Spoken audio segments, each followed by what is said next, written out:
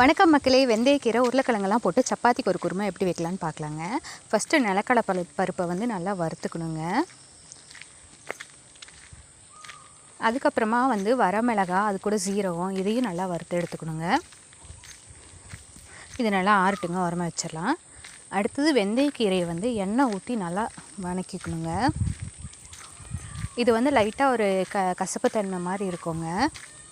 நல்லா சுண்டாக இதாகிற அளவுக்கு நல்லா வறுத்துக்கணுங்க. பாருங்கள், கீரை கொஞ்சமாக ஆகிப்போச்சு.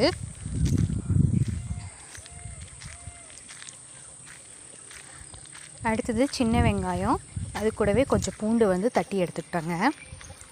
அடுத்தது எண்ணெய் நல்லா சூடானதும் அதோட கடுகு போட்டு நம்ம தட்டி வச்சுருக்க பூண்டு, வெங்காயம், வரமிளகாய் 2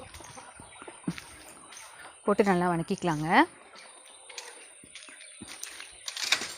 வெங்காயம் நல்லா வதங்கினதுக்கப்புறம் நம்ம பொடியாக நறுக்கி வச்சுருக்கக்கூடிய தக்காளி கொஞ்சம் போட்டுக்கலாங்க.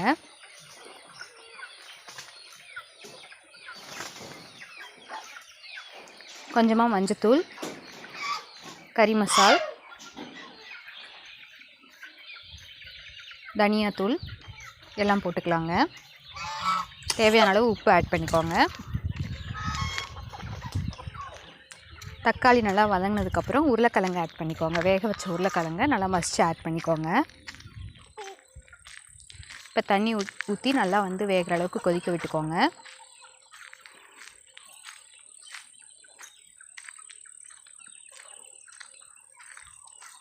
உருளைக்கிழங்கு வெந்ததுக்கப்புறம் நம்ம வறுத்து வச்ச நிலக்கடலையும் சீரகம், வரமிளகாயை அரைச்சி பேஸ்ட் மாதிரி எடுத்து ஊற்றிக்கோங்க.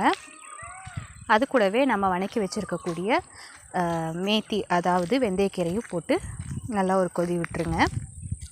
அவ்வளோதாங்க, சப்பாத்திக்கு நல்லா சுவையான ஆலு மேத்தி அப்படின்னு சொல்லக்கூடிய இந்த குருமா வந்து ரெடி ஆயிடுச்சு.